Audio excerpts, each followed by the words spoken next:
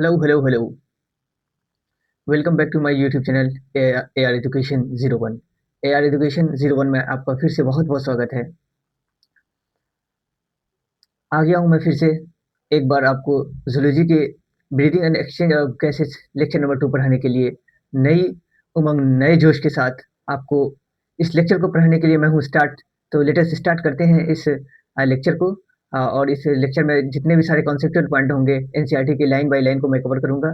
और एनसीईआरटी के हर एक लाइन में जो मतलब बच्चे को समझ में नहीं आता है उस चीज़ को मैं एक्सप्लेन करने की कोशिश करूँगा।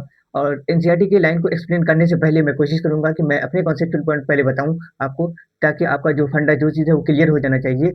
और इस चीज़ को क्लियर करने के बाद मैं एनसीईआरटी के सारे पॉइंट को मैं आपको उसके बाद बताऊँगा, ताकि मैं अपने कॉन्सेप्चुअल पॉइंट बता दूँ, फिर आपको एनसीईआरटी की लाइन बाय लाइन आप पढ़ेंगे तो फिर आपको ज़्यादा समझ में आएगी।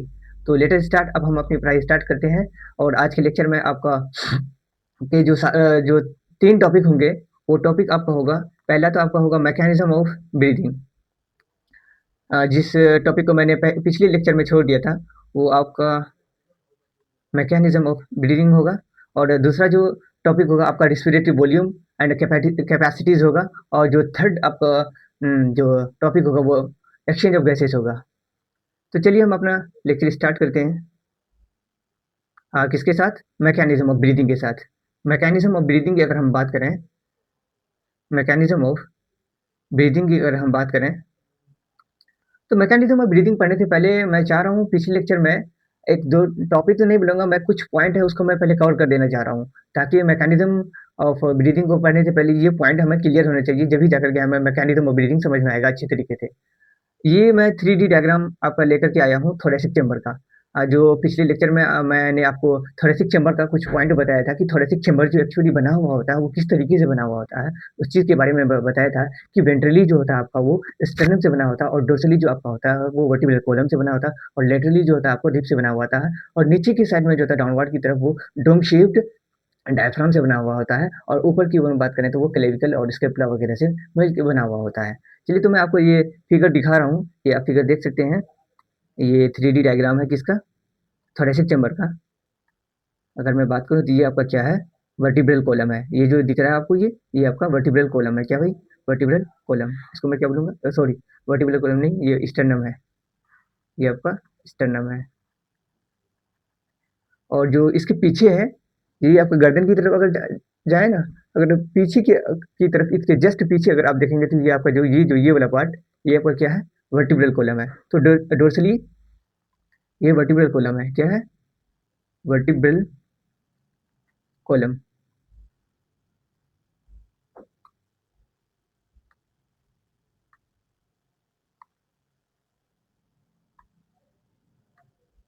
तो ये आपका क्या है? वर्टिब्रल कॉलम है जो डोर्सली होगा। क्या होगा भाई? ये डोर्सली होगा। ये डोर्सली थोरेसिक चैम्बर को बना रहा है, और ये वेंट्रली बना रहा है, और ये वेंट्रली बना रहा है। और ये जो आपको दिख रहा है, ये रिब्स, ये क्या है? ये हो गया, ये हो गया, ये आपका क्या है? रिब्स है। और ये रिब्स जो होता है थोरेसिक चैम्बर को लेटरली बनाता है। क्या बनाता है? लेटरली बनाता है। लेटरली बनाता है, ठीक है। और ये नीचे ये आप देख रहे हैं रेड रेड कलर से, ये जो तीन तीन शेप दिख रहा है आपको, ये आपका क्या है? यही आपका क्या है? डायफ्राम है। क्या है भाई? डायफ्राम है। डायफ्राम है। ये डाउनवर्ड है, डोम शेप है। ये डोम शेप किसको बोलते हैं? अगर इस तरह का अगर शेप रहे तो इसको हम क्या बोलते हैं?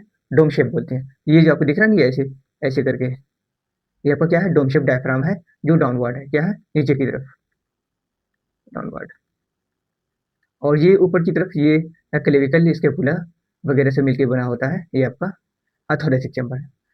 और एक चीज़ मैं अभी क्लियर कर दूं कि ये जो रिब्स आपको नजर आ रहा है ना, ये दो रिब्स, ये रिब्स, इन दोनों के बीच का जो मसल्स होता है, आप उसको हम बोलते हैं इंटरकोस्टल मसल्स। क्या बोलते हैं? Intercostal muscles. Intercostal muscles. और ये इंटरकोस्टल मसल्स जो आपका होता है वो दो टाइप का होता है। एक होता है इंटरनल इंटरकोस्टल मसल्स, एक होता है एक्सटर्नल इंटरकोस्टल मसल्स। मैं इसलिए पहले बता दे रहा हूँ क्योंकि ये टर्म अभी आगे आएगा। तो मैं चाह रहा हूँ यहाँ आपका क्या होगा, क्लियर विजुअलाइज हो जाएगा। तो ये इंटरनल इंटरकोस्टल मसल्स किसको बोलेंगे? दो रिब्स के बीच में जो मसल्स प्रेजेंट होता है उसको हम बोलते हैं इंटरनल इंटरकोस्टल मसल्स। और इंटरकोस्टल मसल्स 2 टाइप के होते हैं, एक इंटरनल इंटरकोस्टल मसल्स, एक एक्सटर्नल इंटरकोस्टल मसल्स। जो अंदर की तरफ मसल्स होगा इसमें, फॉर एग्जांपल मैं ये बना रहा हूँ, ये क्या है आपका अंदर की तरफ है, तो ये क्या है आपका इंटरनल इंटरकोस्टल मसल्स। और यही मैं अगर मैं दूसरे इस चीज़ को ढक दे रहा हूँ और इसका साइज़ वगैरह कर लिया, इसको मैं जो ढक दिया,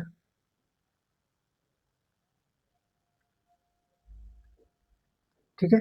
तो अंदर वाला जो रेड रेड लाइन से मैं कर रहा था वो था इंटरनल इंटरकोस्टल मसल्स, और ये जो बाहर से जो मैं ये लो पेंट किया हूँ, ये क्या है एक्सटर्नल इंटरकोस्टल मसल्स, ठीक है भाई? ये जो आपका पहला था, ये है आपका इंटरनल इंटरकोस्टल मसल्स, क्या था? Internal internal intercostal muscles. और जो बाहर की तरफ ये लो था, ये क्या है आपका एक्सटर्नल एक्सटर्नल इंटरकोस्टल मसल्स, ठीक है? चलिए, अब हम मैकेनिज्म ऑफ ब्रीदिंग की तरफ जा रहे हैं। ये ब्लैंक पेज मैंने फर्स्ट ले लिया, मैकेनिज्म ऑफ ब्रीदिंग, ठीक है? मैकेनिज्म ब्रीदिंग, तो मैकेनिज्म ऑफ ब्रीदिंग की अगर हम बात करें, इसमें दो मतलब कि स्टेज होता है, इसके दो स्टेज होते हैं, एक को हम बोलते हैं इंस्पिरेशन, एक को बोलते हैं एक्सपिरेशन, ठीक है? ये इंस्पिरेशन स्टेज हो गया फर्स्ट स्टेज। सेकंड स्टेज जो होता है वो क्या था एक्सपिरेशन, ठीक है? इंस्पिरेशन मतलब कि बाहर में जो एयर है, इनकेस ऑफ ह्यूमन बीइंग अगर बात करें तो ऑक्सीजन को हम इन्वायरमेंट जो ऑक्सीजन है उसको हम अंदर लेते हैं और कार्बन डाइऑक्साइड को हम क्या करते हैं भाई रिमूव करते हैं, ठीक है? अच्छा, तो मतलब कि द मूवमेंट ऑफ एयर, ये जो लिखा हुआ है the movement of air, air का मूवमेंट होना इन एंड आउट, अंदर आना या फिर बाहर जाना, ये किस पर डिपेंड करता है? Pressure gradient. किस पर डिपेंड करता है? प्रेशर ग्रेडियंट पर डिपेंड करता है, between the lungs and the atmosphere. मतलब एटमॉस्फेयर एंड लंग्स के बीच में प्रेशर ग्रेडियंट का जो डिफरेंस होता है, इसी पर डिपेंड करता है किसका मूवमेंट? एयर का मूवमेंट। कैसे? चलिए हम समझते हैं। हम इस तरह से समझते हैं कि हमेशा एयर का जो मूवमेंट होता है ना, वो high pressure to low pressure होता है। ये फंडा आपको हमेशा क्लियर रहना चाहिए कि air always move from high pressure to lower pressure. तो इसका मतलब है अगर हमें ऑक्सीजन अंदर की तरफ लेना है, इन केस ऑफ इंस्पिरेशन हम क्या करेंगे? ऑक्सीजन को बाहर से अंदर की तरफ लेंगे। और हमने अभी क्या पढ़ा कि एयर जो हमेशा मूव करता है हाई प्रेशर से लो प्रेशर की तरफ मूव करता है। इसका मतलब क्या हुआ कि हमें अंदर का प्रेशर मतलब इंट्रा पल्मोनरी, मतलब पल्मोनरी के अंदर, मतलब लंग्स के अंदर में हमारा प्रेशर कम होना चाहिए एज कम्पेयर टू इन्वायरमेंट। अच्छा, दूसरा पॉइंट ये है कि हम इन्वायरमेंट के प्रेशर को घटा बढ़ा खुद से नहीं सकते हैं, लेकिन एक खुशी की बात ये है कि हम अपने लंग्स के अंदर का प्रेशर घटा बढ़ा सकते हैं। तो हम जब भी प्रेशर घटाएंगे या फिर बढ़ाएंगे, हम अपने लंग्स के अंदर का घटाएंगे या फिर बढ़ाएंगे।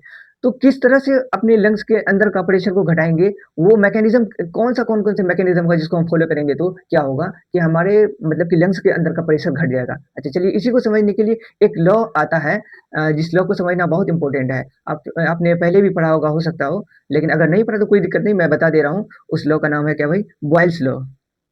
चलिए, तो मैं आपको सबसे पहले बता दे रहा हूँ बॉयल्स लॉ। बॉयल्स लॉ, चलिए बॉयल्स लॉ क्या बताता है?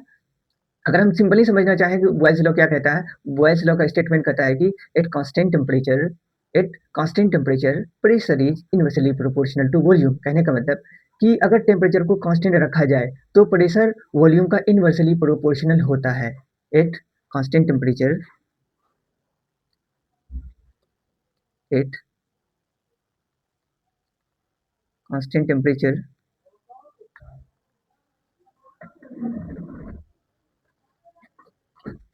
Eight constant temperature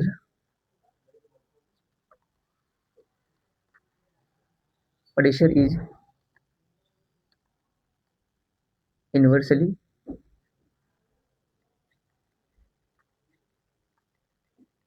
proportional to volume.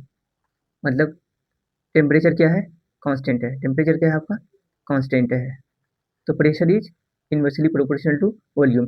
मतलब कांस्टेंट टेम्परेचर रखेंगे तो प्रेशर अगर बढ़ाएंगे तो वॉल्यूम घटेगा, अगर प्रेशर घटाएंगे तो वॉल्यूम बढ़ेगा। ठीक है, ये फंडा हमें क्लियर करना है कि प्रेशर बढ़ाने पे वॉल्यूम घटेगा और दूसरी बात कि प्रेशर घटाने पे वॉल्यूम बढ़ेगा। तो अब हम क्या करेंगे, हमें इंस्पिरेशन करना है, मतलब कि बाहर की जो गैस है उसको हम अंदर की तरफ लेना है। तो हमारे लंग्स के अंदर में क्या होना चाहिए? हाँ, प्रेशर कम होना चाहिए। क्यों?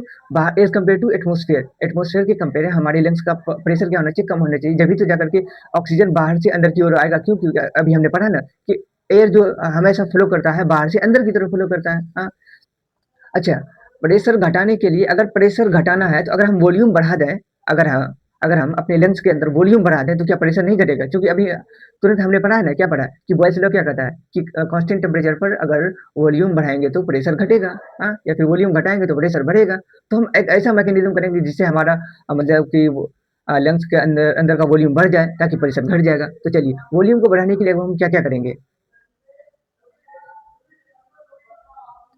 चलिए, इसको हम दूसरे पेज में ले लेते हैं।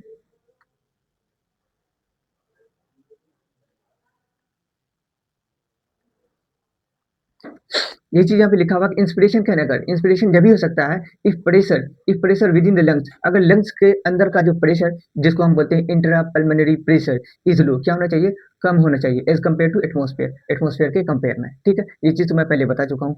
अब हम एक पॉइंट और जानते हैं कि प्रेशर ग्रेडियंट को बनाने में जो दो मसल्स हमारा मेजर रोल प्ले करता है, उसका नाम है, पहले मसल्स का नाम है डायफ्राम मसल्स और दूसरे मसल्स का नाम क्या है? Intercostal muscles. जिस कोस्टल मसल्स की मैंने पहले ही बात करी थी, वो जो मैंने आपको 3D डायग्राम दिखाया था, उसमें जो मैंने आपको दिखाया था कि थोरेसिक चैम्बर में जो 2 रिब्स के बीच में जो मसल्स होता है उसको हम क्या बोलते हैं? कोस्टल मसल्स, इंटरकोस्टल मसल्स बोलते हैं।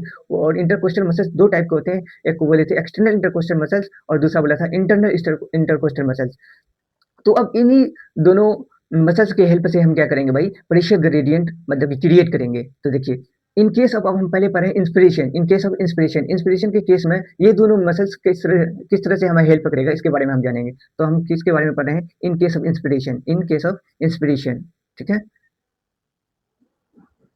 In case of inspiration. चलिए, इन केस ऑफ इंस्पिरेशन जो दो मसल्स हमारा हेल्प कर रहा था, पहले मसल का नाम क्या था भाई? डायफ्राम। क्या था? Diaphragm, diaphragm, diaphragm muscles. दूसरा क्या था? इंटरकोस्टल मसल्स में दो टाइप का था ना, एक्सटर्नल इंटरकोस्टल मसल्स, दूसरा क्या था? Internal intercostal muscles. तो हम यहाँ पे जो हेल्प लेंगे किसका लेंगे? एक्सटर्नल इंटरकोस्टल मसल्स का। किसका? EICM, EICM मतलब external, external inter intercostal muscles. ठीक है, अच्छा देखिए, डायफ्राम जो मैंने बात की, नॉर्मली जो डायफ्राम हमारा मतलब रिलैक्स जब रहता है तो डायफ्राम डोम शेप का रहता है, इस टाइप का, मतलब वो इस टाइप का शेप बना के रखता है। ठीक है, इस टाइप का शेप बना के रखता है जो मैंने आपको दिखाया था, फिर मैं दिखा दे रहा हूँ आपको। ये डायफ्राम की अगर बात करें, ये देखिए, ये डायफ्राम जो नॉर्मली क्या रहता है, वो डोम शेप का बना रहता है, इस तरह का जो मैं बताया था, डोम शेप का बना रहता है। तो आप ये समझिए कि ये डोम शेप है। अगर हम इस डोम शेप को क्या करें? कॉन्ट्रैक्ट करें। अगर ऐसे है, पहले क्या है? ऐसे है, कॉन्ट्रैक्ट है, और इसको हम क्या करें? कॉन्ट्रैक्ट करें। जब कॉन्ट्रैक्ट करेंगे तो ये क्या होगा? धीरे धीरे धीरे धीरे धीरे धीरे ये डोम शेप से आपका फ्लैट शेप बन जाएगा। ये दिख रहा है? तो अब क्या होगा? जब ये डोम शेप से फ्लैट शेप बनेगा तो थोरेसिक चैम्बर के अंदर का वॉल्यूम क्या होगा? इंक्रीज करेगा कि नहीं करेगा?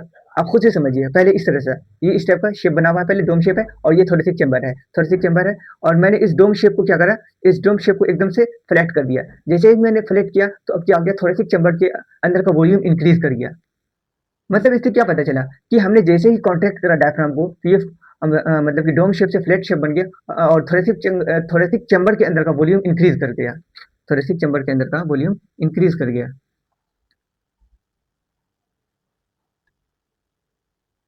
ठीक है, तो डायफ्राम क्या होगा हमारा? डायफ्राम मसल्स को हम कॉन्ट्रैक्ट करेंगे।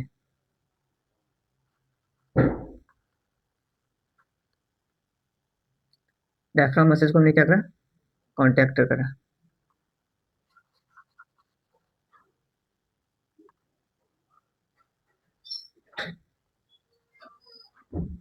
अच्छा, दूसरी बात ये है कि हमने कॉन्ट्रैक्ट तो करा, वॉल्यूम बढ़ा, और एनसीईआरटी क्या बोलता है कि कॉन्ट्रैक्ट करने के बाद वॉल्यूम तो बढ़ता है, ये लेकिन किस डायरेक्शन में, डायरेक्शन भी बताना हमें पड़ता है। ये डायरेक्शन जो हुआ, ये डोम शेप से फ्लैट हो गया। जैसे फ्लैट हो, ये एंटीरियर, सर की तरफ जो पार्ट होता है हम उसको एंटीरियर बोलते हैं और पैर की तरफ जो हमारा पार्ट होता है उसको हम क्या बोलते हैं? पोस्टीरियर बोलते हैं। तो ये हमारा जो डायफ्राम मसल्स मत के कारण जो वॉल्यूम इंक्रीज़ हो वो एंटेरो पोस्टीरियरली क्या बोलेंगे? Anteroposteriorly volume increases volume increases volume increases anteroposteriorly क्या बोलेंगे? एंटेरो पोस्टीरियरली ठीक है? थोड़ा-सा हिल रहा है, कोई नहीं। एंटेरो एंटेरो पोस्टीरियरली ठीक है? अब हम दूसरा मसल्स की हम बात कर रहे हैं एक्सटर्नल इंटरकोस्टल मसल्स। हमने आपको 2 टाइप का मसल्स दिखाया था। अच्छा अगर मैं छोटा डायग्राम यहाँ बना दूँ आपको, तो ये देखो ये आपका क्या है? ये आप देखें आपका क्या है? ये मैं समझ ले रहा हूँ आपका रिब्स है, समझ लीजिए आपका रिब्स है, ठीक है? सॉरी स्टर्नम है, तो ये आपका रिब्स हो गया, ये आपका रिब्स हो गया, ये आपका रिब्स हो गया, ठीक है? और मैं 2 मसल्स दिखाया था, ये फॉर एग्ज़ाम्पल समझ लीजिए 2 रिब्स के बीच में मसल्स जो होता है, जो अंदर की तरफ होता है वो क्या होता है? इंटरनल इंटरकोस्टल मसल्स और जो बाहर की तरफ मसल्स होता है उसको क्या बोलते हैं? External intercostal. तो वो बाहर का मैं थोड़ा-सा कर दिया ये सॉरी नहीं हुआ।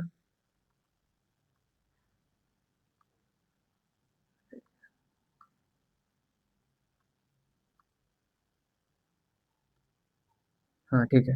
ये आपका अंदर की तरफ जो था वो इंटरनल इंटरकोस्टल मसल था, ये बाहर की तरफ अब जो बन रहा है ये एक्सटर्नल इंटरकोस्टल मसल्स, ठीक है? तो यहाँ पे जो हमारा हेल्प करेगा वो एक्सटर्नल इंटरकोस्टल मसल्स हेल्प करेगा। कौन-सा करेगा? एक्सटर्नल इंटरकोस्टल मसल्स हेल्प करेगा। किस तरह से करेगा कि एक्सटर्नल इंटरकोस्टल मसल्स 2 रिब्स के बीच में जो होता है बाहर वाला जो मसल्स है वो क्या करता है? कॉन्ट्रैक्ट करता है। ये भी क्या करता है? कॉन्ट्रैक्ट करता है। ईआईसीएम क्या करेगा भाई? कॉन्ट्रैक्ट करेगा। क्या करेगा? कॉन्ट्रैक्ट करेगा। कॉन्ट्रैक्ट करने से क्या होगा कि हमारा रिब्स अपवर्ड एंड मतलब कि ऊपर की तरफ और फॉरवर्ड अपवर्ड एंड फॉरवर्ड में क्या करेगा? मूव करेगा। रिब क्या करेगा? Ribs move upward upward and forward direction है ना? फॉरवर्ड डायरेक्शन ठीक है? मतलब कि एक्सटर्नल इंटरकोस्टल मसल्स जैसे ही कॉन्ट्रैक्ट करता है तो ये हमारा जो है ना रिब्स क्या होता है? अपवर्ड मतलब ऊपर की तरफ आएगा, ठीक है? और बाहर की तरफ ऊपर की तरफ ये ऊपर की तरफ जाएगा और बाहर की तरफ। तो आप समझिए जब ऊपर जाएगा और बाहर की तरफ जाएगा फॉरवर्ड आगे की तरफ जाएगा तो ज़ाहिर-सी बात है कि थोरेसिक चैम्बर के का वॉल्यूम इंक्रीज़ करेगा। थोरेसिक चैम्बर का वॉल्यूम इंक्रीज़ करेगा। तो हम क्या बोलेंगे? वॉल्यूम इंक्रीज़ेज़ वॉल्यूम इंक्रीज़ेज़ कौन सी डायरेक्शन में आप बोलेंगे? हम ऊपर नीचे की जो डायरेक्शन बोल रहे थे उसको हम क्या बोले थे? Anteroposteriorly. लेकिन जब इस तरह से जब डायरेक्शन नहीं वेंट्रल वेंट्रल और डोर्सल में जब वॉल्यूम इंक्रीज करता है उसको हम बोलते हैं डोर्सो वेंट्रली। क्या बोलते हैं हम? Dorso ventrally. मतलब अब जो वॉल्यूम इंक्रीज कर रहा है क्या क्या हो रहा है? डोर्सो वेंट्रली डोर्सो वेंट्रली ठीक है? तो मैंने 2 मसल्स की हेल्प से क्या करा वॉल्यूम इंक्रीज कर लिया। क्या? मसल्स के सॉरी मतलब कि लंग्स के अंदर में हमने वॉल्यूम इंक्रीज करा। तो हमने क्या पढ़ा था कि वॉइसर क्या बोलता है जब वॉल्यूम बढ़ता है तो प्रेशर घटता है। तो हमें प्रेशर ही तो घटाना था। हमें प्रेशर ही घटाना था as compare to atmosphere. Atmosphere के कंपेयर में हमने क्या करा लंग्स के अंदर के प्रेशर को घटा लिया। तो अब क्या होगा ऑक्सीजन बाहर से अंदर की तरफ मतलब लंग्स में आ जाएगा। ये मैकेनिज्म हो गया, इतना सिंपल हो गया। अच्छा ठीक है, अब हम करते हैं in case of expedition in case of expiration की हम बात करें इंस्पायरेशन के केस में आई थिंक आपको समझ में आ गया होगा। बहुत सिंपल तरीके से मैंने आपको समझाया है। ये इंस्पिरेशन ये मैं इसको मिटा दे रहा हूँ।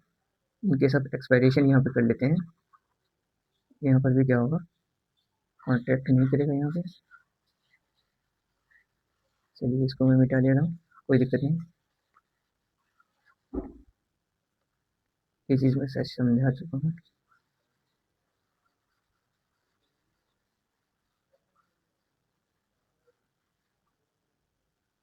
अच्छा चलिए, अब क्या होगा सिमिलरली सेम चीज़ उसका उल्टा होगा। हर चीज़ वैसे ही होगा अब लेकिन उसका उल्टा होगा। हमने क्या पढ़ा था in case of inspiration in case of diaphragm हमारा कॉन्ट्रैक्ट करता है। अब क्या होगा एक्सपायरेशन के केस में होगा हमारा डायफ्राम क्या करेगा? कॉन्ट्रैक्ट नहीं अब रिलैक्स होगा। जैसे ही रिलैक्स होगा तो हमारा डायफ्राम जैसे पहले क्या हुआ था कॉन्टैक्ट के केस में क्या हुआ था कि ये जो कॉन्टैक्ट जब हुआ था तो डोम शेप से फ्लैट हो गया था। अब फ्लैट से फिर से क्या हो जाएगा, डोम शेप में हो जाएगा, रिलैक्स कंडीशन में जैसा होता था। मतलब अब फ्लैट शेप से फिर से डोम शेप बन जाएगा। जब जैसे ही फ्लैट शेप से डोम शेप बनेगा तो क्या होगा, जो थोरेसिक चैम्बर का जो वॉल्यूम था अब वो क्या हो जाएगा, घट जाएगा। सिमिलरली उसी तरह से एक्सटर्नल इंटरकोस्टल मसल्स क्या क्या क्या होगा कि जो कॉन्ट्रैक्ट कर रहा था एक्सटर्नल इंटरकोस्टल मसल्स, अब वो कॉन्ट्रैक्ट ना करके वो रिलैक्स करेगा। जैसे ही रिलैक्स करेगा तो मेरा रिब्स क्या होगा, डाउनवर्ड की तरफ जाएगा। पहले क्या हो रहा था, अपवर्ड की तरफ जा रहा था, अब वो डाउनवर्ड की तरफ जाएगा। और पहले फॉरवर्ड की तरफ जा रहा था, अब वो इनवर्ड की तरफ जाएगा, अंदर की तरफ जाएगा और नीचे की तरफ जाएगा। तो इससे क्या होगा, हमारा फिर से वॉल्यूम अब क्या होगा, घट जाएगा, मतलब डिक्रीज कर जाएगा।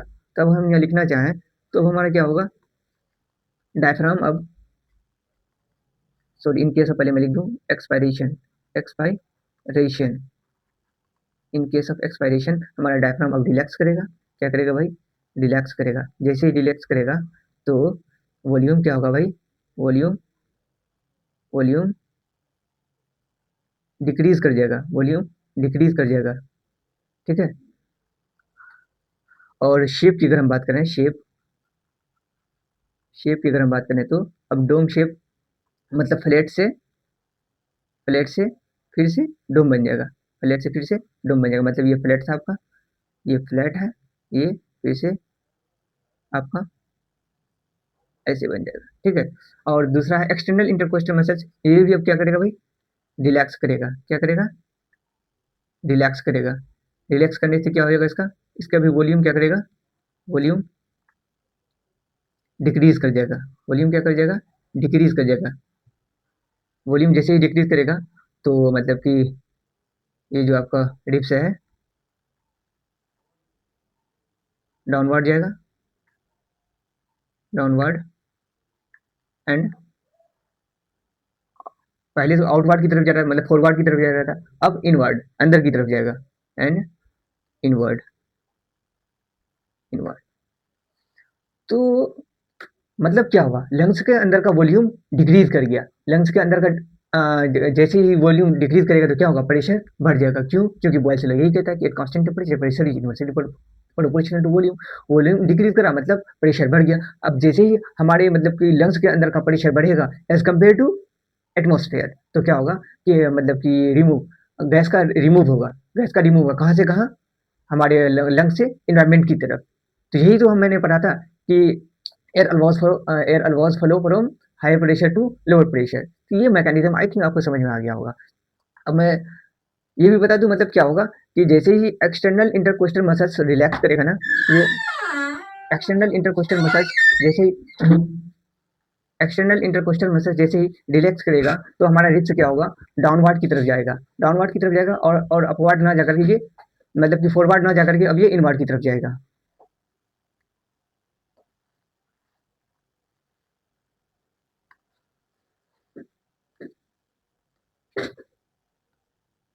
अब मैं एनसीईआरटी के जो पॉइंट मैं उनको हाईलाइट कर दूंगा, और एनसीईआरटी के जो लाइन कंसेप्चुअल होंगे मैं उसको बताने की यहाँ पे कोशिश करूंगा। ब्रीदिंग मैंने बताया था कि ब्रीदिंग जो है इसमें टू स्टेज होते हैं। पहला इंस्पिरेशन है और सेकंड जो है वो आपका एक्सपायरेशन है। इसमें लिखा होगा inspiration during which atmospheric air is drawn in, मतलब एटमॉस्फेरिक एयर को अंदर की तरफ लिया जाता है। और expiration by which alveolar air is release out, मतलब कि अल्वियोला में जो एयर है वो उसको हम क्या करते हैं, रिलीज आउट, मतलब इन्वायरमेंट में रिलीज करते हैं।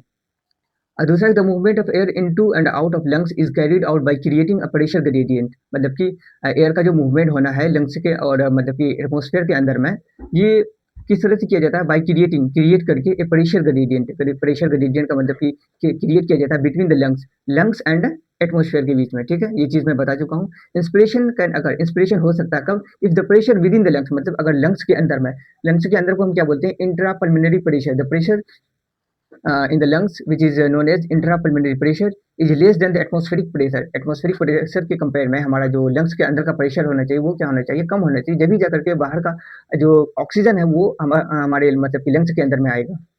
That is there is a negative pressure in the lungs with respect to the atmospheric pressure। Similarly उसी तरह से अगर हम बात करें, expiration takes place when the intrapulmonary pressure is higher। अब जस्ट उल्टा होगा, intrapulmonary pressure अब क्या होगा, ज्यादा होगा एज कम्पेयर टू किसके, एटमोस्फेयर के। जब भी जाकर के हमारा CO2 जाकर के रिमूव होगा। Atmosphere the diaphragm and the specialised set of muscles, मैंने बताया कि दो मसल्स हमारा हेल्प करता है किसमें, इस मैकेनिज्म को क्रिएट करने में दो मसल्स हमारा हेल्प करता है। एक क्या था, डायफ्राम था, दूसरा क्या था, एक्सटर्नल सॉरी इंटरकोस्टल मसल्स। और इंटरकोस्टल मसल्स भी दो टाइप के होते हैं, एक्सटर्नल इंटरकोस्टल मसल्स, दूसरा क्या था, इंटरनल इंटरकोस्टल मसल्स। ठीक है, the diaphragm and the specialised set of muscles, external and internal intercostal muscles between the ribs help in generation of such gradient. ठीक है, इंस्पिरेशन इज इनिशिएटेड, क्या लिखा हुआ, इंस्पिरेशन जो शुरू किया जाता है by the contraction of diaphragm, diaphragm को कॉन्ट्रैक्ट करके, विच increases the volume of the thoracic chamber, जो क्या करता है, थोरेसिक चैम्बर को, थोरेसिक चैम्बर के वॉल्यूम को इंक्रीज करता है। हमने बताया था कि एंटेरो पोस्टीरियर एक्सिस में क्या करता है, डायफ्राम के हेल्प से हम एंटेरो पोस्टीरियर एक्सिस डायरेक्शन में क्या करते हैं, वॉल्यूम को इंक्रीज करते हैं।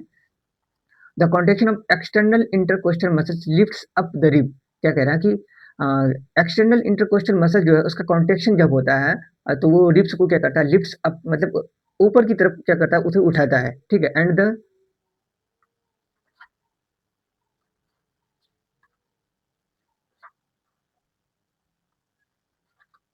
The sternum causing an increase in the of the thoracic chamber in the dorsoventral axis। हमने दूसरा ये बताया था कि कि एक्सटर्नल इंटरकोस्टल के हेल्प से हम क्या करते हैं, वहां पर भी वॉल्यूम इंक्रीज करते हैं, लेकिन अब क्या होता है, कौन सा डायरेक्शन होता है, डोर्सोवेंट्रल डायरेक्शन होता है। ठीक है, the overall increase in the thoracic chamber cause the similar increase in the pulmonary volume. Overall क्या हुआ, ओवरऑल हमने ये करा कि मतलब कि पल्मोनरी वॉल्यूम जो था हमने इंक्रीज कर लिया, and increase in the pulmonary volume decrease the intra pulmonary pressure. जैसे ही वॉल्यूम इंक्रीज करा तो इंट्रा पल्मोनरी प्रेशर, मतलब कि पल्मोनरी के अंदर का जो प्रेशर हो गया वो क्या हो गया, कम हो गया। किसके कंपेयर में, एटमोस्फेयर के कंपेयर में, विच फोर्स द एयर, जो फोर्स को मतलब एयर को फोर्स करता है किधर की तरफ, फ्रॉम आउटसाइड, आउटसाइड से to move into the lungs, और लंग्स की अंदर की तरफ मतलब उसको ले जाने में फोर्स करता है, दैट इज इंस्पिरेशन। ये आपका इंस्पिरेशन हो गया।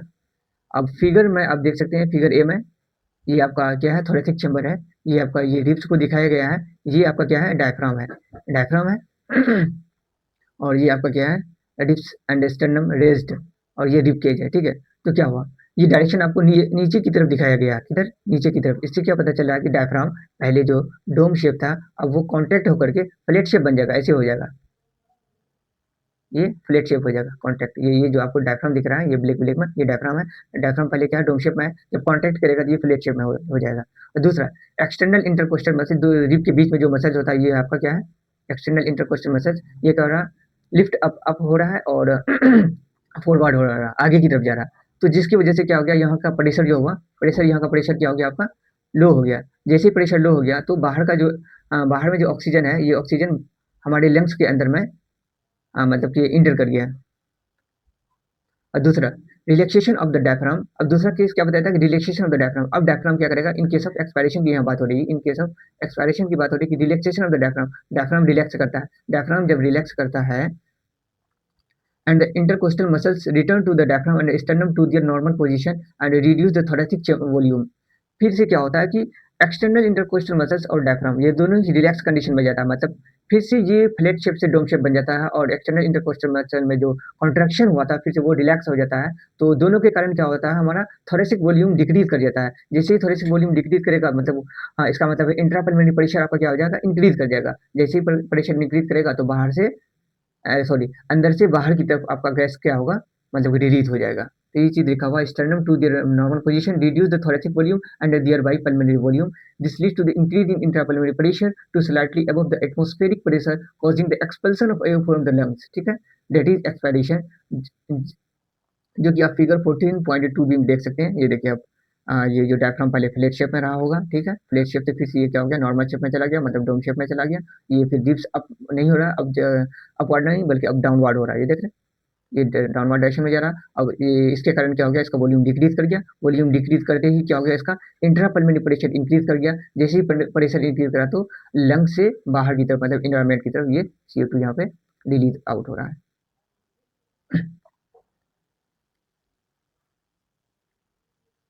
यहाँ पे एक और टर्म दिया गया कि जितने भी अमाउंट ऑफ ऑक्सीजन को या फिर हम ये बोले गैस को या फिर एयर को हम लेते हैं, तो उसको मेजर करने के लिए एक डिवाइस होता है जिसका हम यूज करते हैं, उसको हम क्या बोलते हैं, स्पायरोमीटर। स्पायरोमीटर की हेल्प से हम कितने मतलब कि अमाउंट में ऑक्सीजन या फिर कार्बन डाइऑक्साइड छोड़ रहे हैं या फिर ऑक्सीजन ले रहे हैं, तो ये सारे अमाउंट को मेजर करने के लिए जिस डिवाइस का मतलब इस्तेमाल किया जाता है उसको हम क्या बोलते हैं, स्पायरोमीटर। ये आपका spirometer.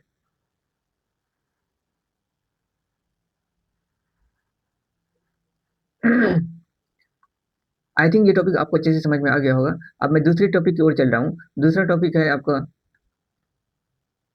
Respiratory volume and capacities. Respiratory volume and capacities की अगर हम बात करें कि हम एक्चुअली कितने अमाउंट ऑक्सीजन को मतलब हम लेते हैं या फिर छोड़ते हैं, या फिर जब हम कस के मतलब बहुत ज़्यादा ज़ोर से ब्रीदिंग करते हैं तो हम कितना अमाउंट ऑफ मतलब कि एयर को लेते हैं, या फिर जब हम ज़ोर से अपनी ब्रीदिंग को क्या करते हैं एक्सपायर करते हैं मतलब छोड़ते हैं तो कितना हम छोड़ सकते हैं, या फिर हमारे लंग्स के अंदर में कितना मतलब कि एयर रह सकता है एट ए टाइम जो फिक्स होता है। ये सारे वॉल्यूम जो कहलाते हैं ये रेस्पिरेटरी वॉल्यूम कहलाता है। और इसी रेस्पिरेटरी वॉल्यूम को मेजर करने के लिए जिस डिवाइस का इस्तेमाल किया जाता है उसको हम क्या बोलते हैं, स्पायरोमीटर बोलते हैं। तो इसमें 2 टर्म है, एक है आपका रेस्पिरेटरी वॉल्यूम, दूसरा है its capacity. Respiratory volume and capacity, capacities क्या होता है? जब बहुत सारे रेस्पिरेटरी वॉल्यूम को हम एड अप कर देते हैं, जब हम बहुत सारे रेस्पिरेटरी वॉल्यूम को एड अप कर देते हैं तो वो ऐड होकर के जो एक वॉल्यूम बनता है वो रेस्पिरेटरी कैपेसिटीज़ बनता है।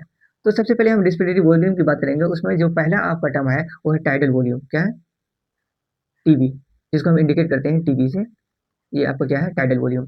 टाइडल वॉल्यूम किसको बोलेंगे? टाइडल वॉल्यूम नॉर्मली जो हम जितना अमाउंट ऑफ गैस क्या करते हैं इंस्पायर या फिर एक्सपायर करते हैं उसको हम क्या बोलते हैं? टाइडल वॉल्यूम बोलते हैं। सिंपली जैसे हम जितना ले रहे हैं इस तरह से करके, जैसे हमने लिया लिया ब्रीथ इन किया, इंस्पायर करा और हमने नॉर्मली इसको एक्सपायर कर दिया, इस तरह से किया, तो ये हमारा क्या होता है? टाइडल वॉल्यूम होता है नॉर्मली, जिसमें कोई भी हमें मतलब कि जोर नहीं लगाना पड़ रहा है नॉर्मली जो कर रहे हैं। तो इसको बोलते हैं the amount of air we normally inhale and exhale is called tidal volume. इसको हम क्या बोलते हैं? टाइडल वॉल्यूम बोलते हैं। अगर हम अमाउंट की बात करें, कितने अमाउंट हम क्या बोलते हैं? टाइडल वॉल्यूम को इनहेल एंड एक्सहेल करते हैं, तो ये आपका हो जाएगा, ये आपका कितना होता है? 500। आपका कितना होता है? 500 एमएल। 500 एमएल एयर को हम नॉर्मली क्या करते हैं? इनहेल करते हैं एंड एक्सहेल करते हैं हर वक्त। अच्छा, दूसरा टर्म है आपका टाइडल वॉल्यूम के बाद आपका हो जाएगा इंस्पायरेटरी रिजर्व वॉल्यूम, आईआरवी। क्या बोलते हैं? आईआरवी, इसको हम क्या बोलते हैं? Inspiratory reserve volume. Inspiratory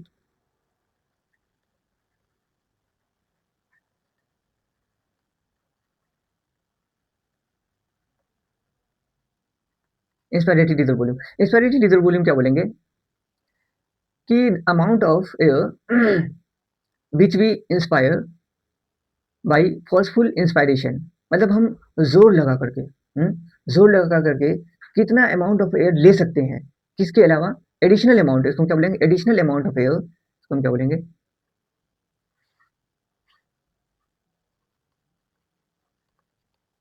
additional amount of air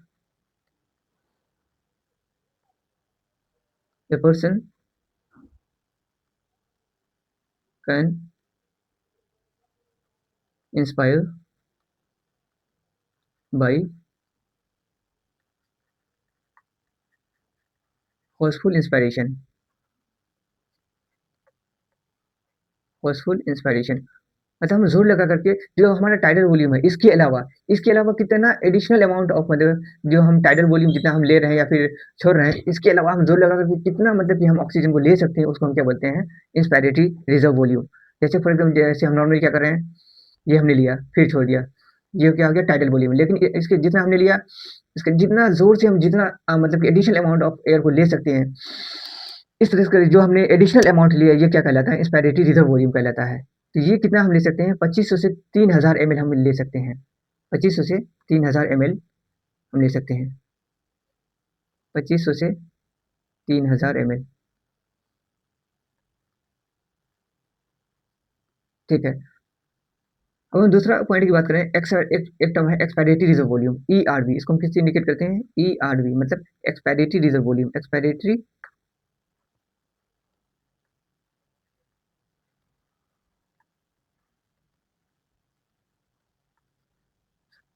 expiratory rhythm volume है कि ये भी एडिशनल अमाउंट ऑफ एयर ही है, जो नॉर्मल एयर जितना मतलब कि एक्सपायर कर रहा है, इसके अलावा वो मतलब जोर से लगा करके वो कितना ना अमाउंट ऑफ एयर को क्या कर सकता है? एक्सपायर कर सकता है। जैसे हमने नॉर्मली अभी लिया था, इंस्पायरेशन किया था टाइडल के लिए, जैसे ये टाइडल वॉल्यूम था इन केस ऑफ इंस्पिरेशन, ये टाइडल वॉल्यूम है इन केस ऑफ एक्सपायरेशन।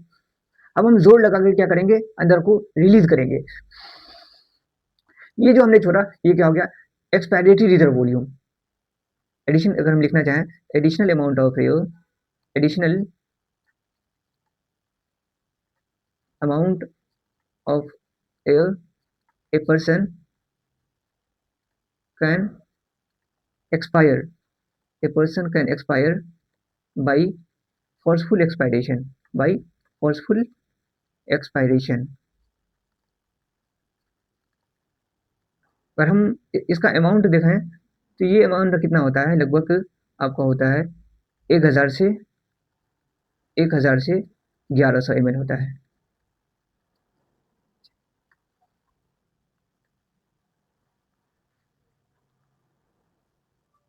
ये नंबरिंग मैंने कर दिया, ये 1 हो गया,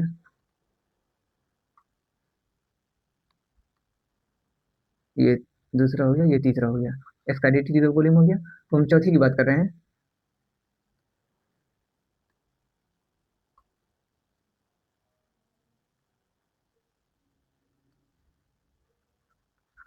अब आपका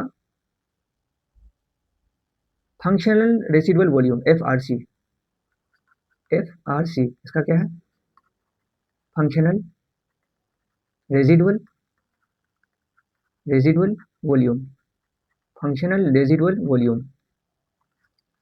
इसमें क्या होगा, ये फंक्शनल रेसिडुअल वॉल्यूम किसको बोलते हैं, फोर्सफुल एक्सपायरेशन के बाद, फोर्सफुल एक्सपायरेशन के बाद जितना अमाउंट ऑफ एयर जो हमारे लंग्स में बच जाता है उसको हम क्या बोलते हैं, फंक्शनल रेसिडुअल वॉल्यूम। जैसे मैंने क्या करा, मतलब जोर लगा करके हमने गैस को रिलीज आउट करा, ये करने के बाद भी, ये करने के बाद भी जो हमारे लंग्स के अंदर में बच गया, जितना अमाउंट ऑफ एयर जो हमारे लंग्स में बच गया, वो क्या कहलाता है, फंक्शनल रेसिडुअल वॉल्यूम। कब, फोर्सफुल एक्सपायरेशन करने के बाद जितना अमाउंट ऑफ एयर हमारे लंग्स के अंदर में बच जाता है उसको हम फंक्शनल रेसिडुअल वॉल्यूम बोलते हैं, FRC. The amount of air, तो हम इसको क्या बोलेंगे, the amount of air, the amount of air विच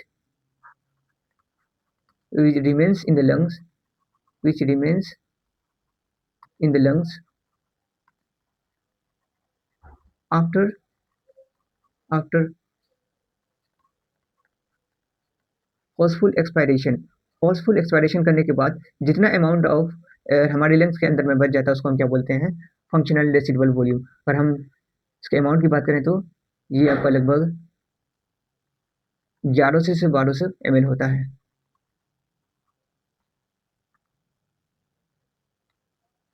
ठीक है, हम पांचवा पॉइंट की अगर बात है तो इस तरह से आपका ये जो वॉल्यूम वाला टर्म था ये आपका खत्म हो गया। अब हम कैपेसिटीज की बात करेंगे, अब हम कैपेसिटीज की हम बात कर रहे हैं। इंस्पायरेटरी कैपेसिटी, पहले क्या होता है, inspiratory capacity, inspiratory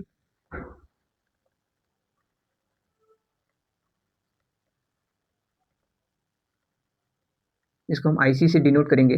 inspiratory capacity की अगर हम बात करें तो ये किसको बोलेंगे, इंस्पायरेटरी कैपेसिटी हम बोलेंगे कि द अमाउंट ऑफ एयर मतलब जो आपका टाइडल वॉल्यूम था ना, जो आपका टाइडल वॉल्यूम था, tidal volume plus inspiratory reserve volume, tidal volume plus inspiratory reserve volume, इन दोनों को अगर हम ऐड कर दें तो ये आपका ये क्या बन जाता है, इंस्पायरेटरी कैपेसिटी बनता है।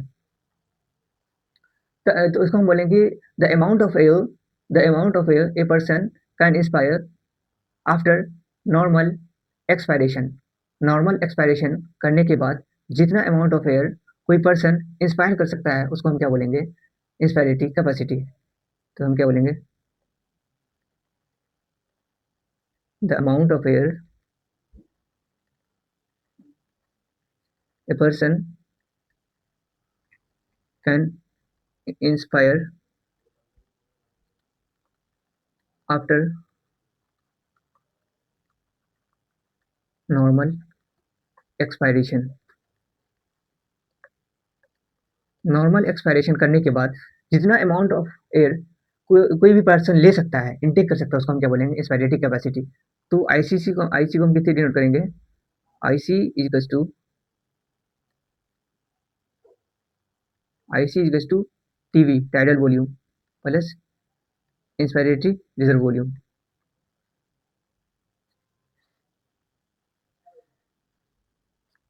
मतलब नॉर्मल एक्साइटेशन के बाद हम किसको-किसको ले सकते हैं? ज़ाहिर-सी बात है टाइडल वॉल्यूम तो हम ले ही सकते हैं जो हम नॉर्मली लेते हैं या फिर छोड़ते हैं और इंस्पिरेटरी रिजर्व वॉल्यूम उसको भी तो हम ज़ोर लगा कर के ले सकते हैं। इन्हीं दोनों को तो ले सकते हैं। किसको? टाइडल वॉल्यूम दूसरा इंस्पिरेटरी रिजर्व वॉल्यूम इन दोनों को हम ले सकते हैं। इसी को हम क्या बोल दिए? इंस्पिरेटरी कैपेसिटी बोल दिए, बस। और छठा टर्म है आपका एक्सपायरेटरी रिजर्व वॉल्यूम, ठीक है।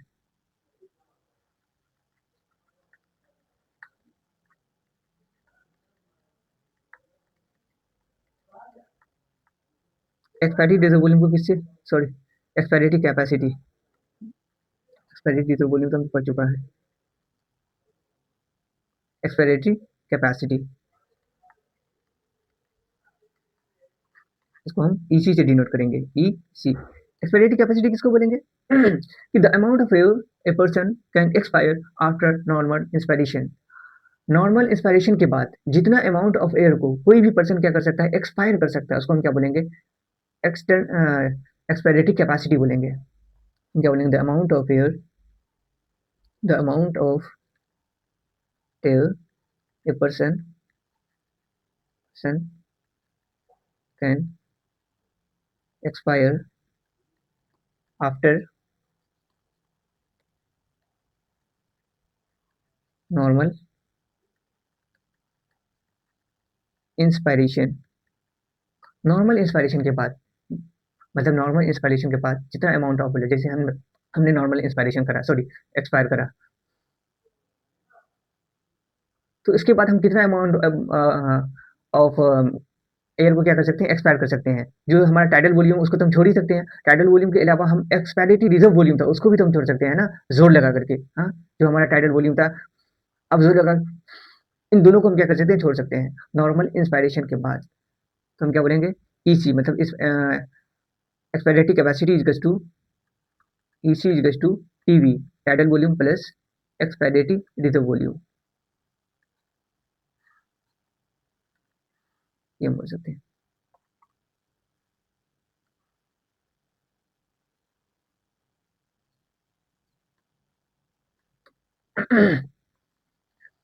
फंक्शनल रेसिडुअल कैपेसिटी एक टर्म है, functional residual capacity,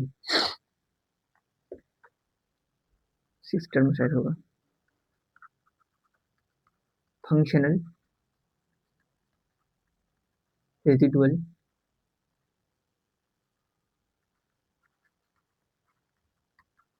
capacity FRC. अच्छा, फंक्शनल रेसिडुअल कैपेसिटी की अगर हम बात करें, फंक्शनल रेसिडुअल कैपेसिटी क्या बोलता है कि नॉर्मल एक्सपायरेशन के बाद जितना अमाउंट ऑफ एयर हमारे लंग्स में बच जाता है उसको हम क्या बोलते हैं? Functional residual capacity. अच्छा, इससे पहले एक टर्म था कि फंक्शनल रेसिडुअल वॉल्यूम था। क्या था? Residual volume. रेसिडुअल वॉल्यूम क्या कि फोर्सफुल एक्सपायरेशन के मतलब जोर लगा कर जब हम एक्सपायर कर लेते हैं उसके बाद जो जितना अमाउंट ऑफ मतलब कि एयर हमारे लंग्स के अंदर में बचता है उसको हम क्या बोलते हैं? रेसिडुअल वॉल्यूम बोलते हैं। लेकिन फंक्शनल रेसिडुअल कैपेसिटी किसको बोलेंगे? वहाँ पे हम फोर्सफुल एक्सपायर कर देते हैं, यहाँ पर हम फोर्सफुल एक्सपायर नहीं करेंगे बल्कि नॉर्मल एक्सपायर करेंगे। नॉर्मल एक्सपायरेशन के बाद जितना अमाउंट ऑफ एयर हमारे लंग्स के अंदर में बच जाएगा उसको हम क्या बोलेंगे? Functional residual capacity. The amount of air the amount of air remains in the lungs after normal expiration। Normal expiration के बाद जितना अमाउंट ऑफ एयर हमारे लंग्स में बच जाता है उसको हम क्या बोलेंगे? Functional residual capacity. तो अगर हम देखना चाहें एफ आर सी क्या होगा? एक रेसिडुअल वॉल्यूम। रेसिडुअल वॉल्यूम वो तो हमेशा रहता ही है, चाहे नॉर्मल एक्सपायर करो या फिर फोर्सफुल एक्सपायर करो, जो रेसिडुअल वॉल्यूम तो वो रहेगा ही residual volume plus expiry residual volume ये भी रहेगा क्योंकि हमने नॉर्मल एक्सपायर करा है। E R B, R B plus E R B, ये दो चीज आपको याद रखना है क्या कि external residual volume and residual volume, sorry हाँ, external residual volume and residual volume, external respiratory volume, external respiratory volume and residual volume, ये दोनों वॉल्यूम लंग्स में हमेशा प्रेजेंट रहता है। लेकिन एक्सपायरी रिजर्व वॉल्यूम को हम क्या कर सकते हैं? रिलीज कर सकते हैं, जबकि रेसिडुअल वॉल्यूम को रिलीज नहीं कर सकते हैं। एक आपका सेवंथ टर्म ले रहा हूँ तो मैं वाइटल कैपेसिटी क्या है? वाइटल कैपेसिटी,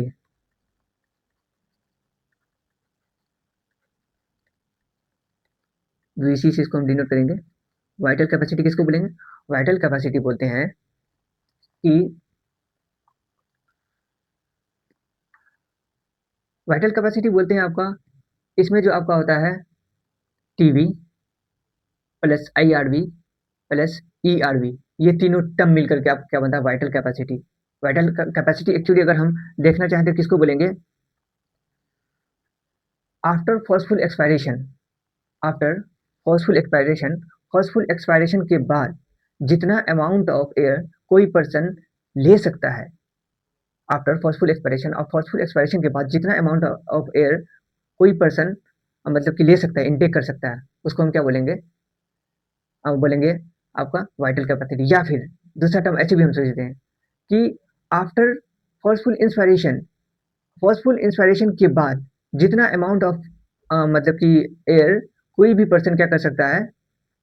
एक्सपायर कर सकता है, उसको हम क्या बोलेंगे? Vital capacity. कहने का मतलब कि फोर्सफुल हमने एक्सपायरेशन करा, फोर्सफुल एक्सपायरेशन करा तो हम किसको किसको ले सकते हैं? जो फोर्सफुल एक्सपायरेशन करा है ईआरबी, उसको तो हम ले ही सकते हैं ईआरबी प्लस टाइडल वॉल्यूम, उसको हम ले ही सकते हैं प्लस इंस्पायरेटरी रिजर्व वॉल्यूम, इसको भी तो हम ले ही सकते हैं। मतलब TV plus IRB plus ERB, इन तीनों को ले सकते हैं। या फिर दूसरी टर्म हम कैसे समझेंगे कि after forceful inspiration, forceful inspiration के बाद जितने अमाउंट ऑफ एयर को हम एक्सपायर कर सकते हैं, सोचो फोर्सफुल हमने इंस्पायर इंस्पायर कर लिया, अब हम किसको छोड़ सकते हैं? आईआरबी मतलब इंस्पायरेटरी रिजर्व वॉल्यूम को हम छोड़ नहीं सकते हैं, एक्सपायरेटरी रिजर्व वॉल्यूम को छोड़ नहीं सकते, और टाइडल वॉल्यूम इसको भी तो छोड़ ही सकते हैं। मतलब दोनों तरफ से अगर देखें तो बात वही है। तो हम ऐसे बोल सकते हैं after forceful expiration, after forceful expiration, the amount of air a person can inspire, inspire, ठीक है। या हम ऐसे बोल सकते हैं आफ्टर फोर्सफुल इंस्पायरेशन,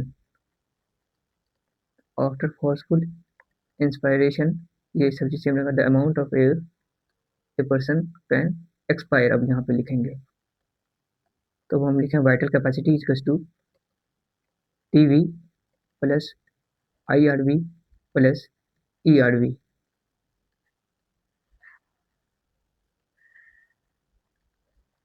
एक लास्ट टर्म आपका है total lung capacity, total lung capacity TLC, इसको हम डिनोट करेंगे टीएलसी से। टोटल लंग कैपेसिटी किसको बोलेंगे?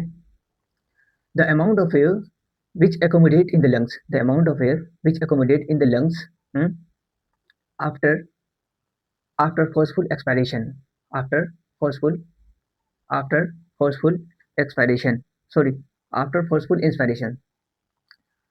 कहने का मतलब फोर्सफुल इंस्पायरेशन करने के बाद, फोर्सफुल इंस्पायरेशन करने के बाद जितना अमाउंट ऑफ एयर हमारे लंग्स के अंदर में एकोमोडेट कर सकता है, वो क्या कहलाता है? Total lung capacity. मतलब हमारी लंग का कितना कैपेसिटी, ज़्यादा से ज़्यादा टोटल लंग कैपेसिटी कितना है? हमने क्या करा? फोर्सफुल इंस्पिरेशन करा। जैसे ही हमने फोर्सफुल इंस्पिरेशन करा, इसका मतलब आईआरबी को हमने ले अपने लंग्स के अंदर ले लिया, आईआरबी को, आईआरबी ले लिया। आईआरबी के साथ साथ टीबी वो तो जाएगा ही, टाइडल वॉल्यूम, और लंग्स के अंदर में रेजिडुअल वॉल्यूम, ये तो हम हमेशा प्रेजेंट होता ही है, और एक्सपायरेटरी रिजर्व वॉल्यूम ये भी हमेशा प्रेजेंट होता है। लेकिन एक्सपायरेटरी रिजर्व वॉल्यूम को हम क्या करते हैं? रिलीज कर सकते हैं, जबकि रेजिडुअल वॉल्यूम को रिलीज नहीं कर सकते हैं। तो after forceful inspiration, forceful inspiration के बाद जितना अमाउंट ऑफ मतलब कि एयर हमारे लंग्स के अंदर में एकोमोडेट कर सकता है, वो क्या कहलाता है? Total lung capacity. कहने का मतलब आईआरबी भी रहेगा, हाँ, टीबी तो रहेगा ही, एक्सपायरेटरी वॉल्यूम तो पहले से ही है, रेजिडुअल वॉल्यूम ये तो रहेगा ही। ये चारों मिला करके आपका हो जाएगा टोटल लंग कैपेसिटी। तो हम बोलेंगे टोटल अमाउंट ऑफ एयर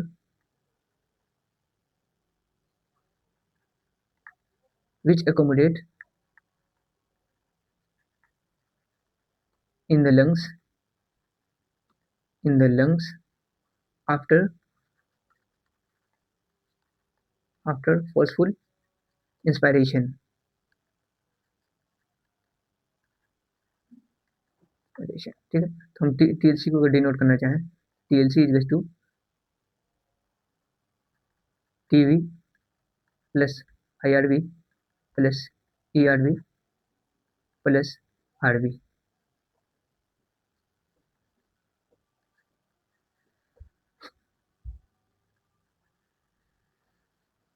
अच्छा, एक टर्म को अगर हम देखना चाहें, ये TV plus IRB plus ERB, इन तीनों को हमने क्या बताया था यहाँ पे, इसी को तो हम बोल रहे थे वाइटल कैपेसिटी। वाइटल कैपेसिटी इसको हम बोल सकते हैं वाइटल कैपेसिटी, वाइटल कैपेसिटी। तो अब हम क्या बोल सकते हैं कि TLC is to vital capacity plus residual volume, ऐसे भी हम बोल सकते हैं टोटल कैपेसिटी को।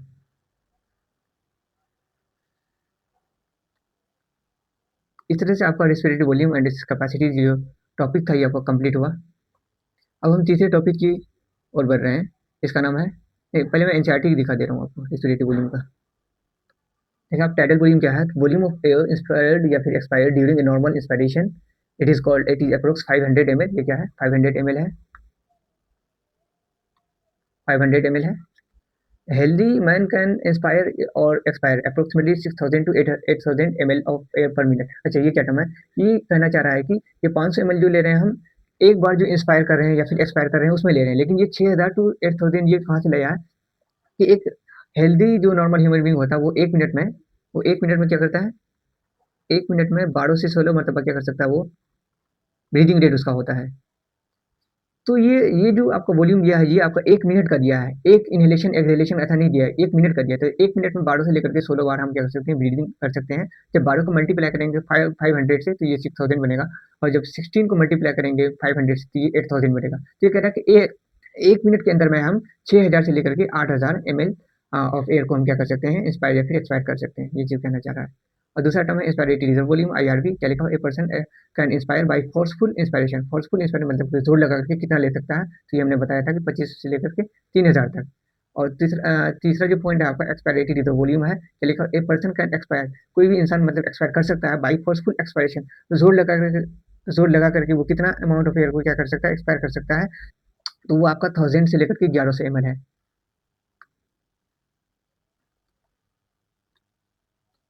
और अब रेजिडुअल वॉल्यूम है, तो volume of air remaining in the lungs, मतलब कि अमाउंट ऑफ एयर जो हमारे लंग्स के अंदर में बच जाता है, कब, after forceful expiration, forceful expiration करने के बाद जितना अमाउंट ऑफ एयर हमारे लंग्स के अंदर में बच जाता है उसको हम क्या बोले थे, रेजिडुअल वॉल्यूम बोलते थे। और इसका जो अमाउंट था वो 1100 से लेकर के 1200 ml था। बाई एडिंग अप, यही चीज मैं आपको समझा रहा था कि कैपेसिटीज किसको बोलेंगे, by adding up a few respiratory volume described above one can derive the various pulmonary capacities which can be used in clinical diagnosis। पहला था आपका इंस्पायरेटरी कैपेसिटी, यहाँ में बताया कि total volume of air a person can inspire after normal expiration, normal expiration करने के बाद जितना अमाउंट ऑफ एयर कोई इंसान क्या कर सकता है, इंस्पायर कर सकता है, उसको हम क्या बोले थे, इंस्पायरेटरी कैपेसिटी बोले थे। और हमने बताया था कि टाइडल वॉल्यूम प्लस आईआर। अच्छा, इसको हम ग्राफ से समझना चाहें, ग्राफ से हम ऐसे समझ सकते हैं, ये हमने ग्राफ बना लिया। नॉर्मल हम क्या कर रहे हैं, ये इंस्पायर कर रहे हैं और ये एक्सपायर कर रहे हैं, तो ये हम टाइडल वॉल्यूम है, ये क्या है हमारा टाइडल वॉल्यूम, मतलब 500 ml, जितना हम इंस्पायर कर रहे हैं उतना ही एक्सपायर कर रहे हैं, ठीक है। और इंस्पायरेटरी रिजर्व वॉल्यूम की बात करें, एडिशनल अमाउंट, ये देखो यहाँ तक फिर जो ग्राफ जाएगा ये आपका टाइडल वॉल्यूम तक जाएगा यहाँ तक, इसके अलावा जितना और जोर लगा करके जाएगा, ये जो आपका जा रहा है, ये आपका क्या हो गया, ये अमाउंट एडिशनल जो गया ये आपका क्या है, इंस्पायरेटरी रिजर्व वॉल्यूम है, इंस्पायरेटरी रिजर्व वॉल्यूम आईआरवी है ये आपका। उसी तरह से अब क्या होगा, ये देखिए, ये आपका टाइडल वॉल्यूम है, ठीक है। फिर जोर लगा करके जितना हम क्या करेंगे, अमाउंट छोड़ेंगे, तो ये आपका क्या हो जाएगा, एक्सपायरेटरी रिजर्व वॉल्यूम हो जाएगा, ठीक है। अच्छा, इन दोनों को मिला करके, मतलब ये भी टाइडल वॉल्यूम ही है, ये भी टाइडल वॉल्यूम ही है, ये क्या है, आईआरवी, इन दोनों को मिला दें, मतलब इन दोनों को, मतलब आईआरवी प्लस टीवी, ये आईआरवी और ये टीवी, इन दोनों को जोड़ दें, ये क्या बनाएगा, इंस्पायरेटरी कैपेसिटी बनाएगा। तो हम क्या बोल सकते हैं, इसको हम इंस्पायरेटरी कैपेसिटी बोल सकते हैं। उसी तरह से यहाँ पे ये आपका टाइटल वॉल्यूम है, यहाँ से लेकर के यहाँ तक टाइटल वॉल्यूम है, और यहाँ से एक्सपायरेटरी रिजर्व वॉल्यूम है। इन दोनों को अगर एक साथ बोलें, इन दोनों को अगर हम एक साथ बोलें तो हम इसको बोल सकते हैं एक्सपायरेटरी कैपेसिटी, एक्सपायरेटरी ईसी, इसको बोल सकते हैं ईसी, इसको बोल सकते हैं आईसी, ठीक है, एक्सपायरेटरी कैपेसिटी। और फंक्शनल रेसिडुअल वॉल्यूम, जो जितना अमाउंट ऑफ एयर हमारे लंग्स के अंदर में बच जाता है, ये आपका क्या है, रेजिडुअल वॉल्यूम है, आपका क्या है, रेजिडुअल वॉल्यूम है, ठीक है। हाँ, तो इस तरह से अब हम समझा रहे थे इंस्पायरेटरी कैपेसिटी की टोटल अमाउंट ऑफ एयर, मतलब ये TV plus IRV, TV plus IRV, इन दोनों को मिला करके ये तो total amount of air a person can inspire, कितना अमाउंट इंस्पायर कर सकता, कब? नॉर्मल एक्सपायरेशन के बाद, नॉर्मल एक्सपायरेशन करने के बाद कितना मतलब कि ब्रीथ कर सकता है। आईआरवी प्लस टीवी इन दोनों को ही तो ब्रीथ कर सकता है। एक्सपायरेटरी कैपेसिटी भी बताया था, total volume of air person expire after normal inspiration, ये बता दिया था, टीवी प्लस ईआरवी होता है। और फंक्शनल रेसिडुअल कैपेसिटी ये भी बता दिया था कि volume of air that will remain in the lungs after normal expiration, normal expiration के बाद जितना अमाउंट ऑफ एयर हमारे लंग्स के अंदर में बहता है। मैंने क्या बताया कि रेजिडुअल वॉल्यूम ये तो हमेशा बचेगा, वो कभी भी नहीं रिलीज़ आउट हो सकता है, नहीं उसको हम ले सकते हैं। वो लंग्स के अंदर बाहर जा ही नहीं सकता है, लेकिन एक्सपायरेटरी रिजर्व वॉल्यूम ये बाहर जा सकता है। तो expiry reserve volume and residual volume ये दोनों हमेशा हमारे लंग्स के अंदर में होता है। तो इस तरह से ये बन गया आपका क्या, फंक्शनल रेसिडुअल कैपेसिटी। और वाइटल कैपेसिटी बताया था कि the maximum volume of air a person can breathe in after forceful expiration, forceful expiration करने के बाद जितना अमाउंट ऑफ एयर कोई भी इंसान ले सकता है। तो एक्सपायरेशन, फर्स्ट एक्सपायरेशन किया मतलब ईआरवी, ईआरवी को तो ले ही सकता है ना, छोड़ दिया क्योंकि अब दोबारा तो ले ही सकता है। ईआरवी प्लस आईआरवी लेगा प्लस टीवी लेगा, तो इन दोनों को मिलाकर क्या बना था, वाइटल कैपेसिटी बना था, ठीक है। और टोटल लंग कैपेसिटी हमने बताया कि हमने क्या बताया था कि फोर्सफुल फोर्सफुल इंस्पायरेशन के बाद जितना अमाउंट ऑफ क्या बोलते हैं एयर हमारे लंग्स के अंदर में एकोमोडेट कर सकता है। फोर्सफुल इंस्पिरेशन करा मतलब आईआरवी हमने अपने लंग्स के अंदर ले लिया, प्लस टीवी भी ले लिया, टाइटल वॉल्यूम तो नॉर्मल ये ही है। और ईआरवी प्लस रेजिडुअल ये तो हमेशा लंग्स के अंदर में रहता ही है। तो इन चारों को मिलाकर क्या हो गया, तो टोटल लंग कैपेसिटी हो गया। आई थिंक ये टॉपिक कंप्लीटली समझ में आ गया होगा। अब दूसरी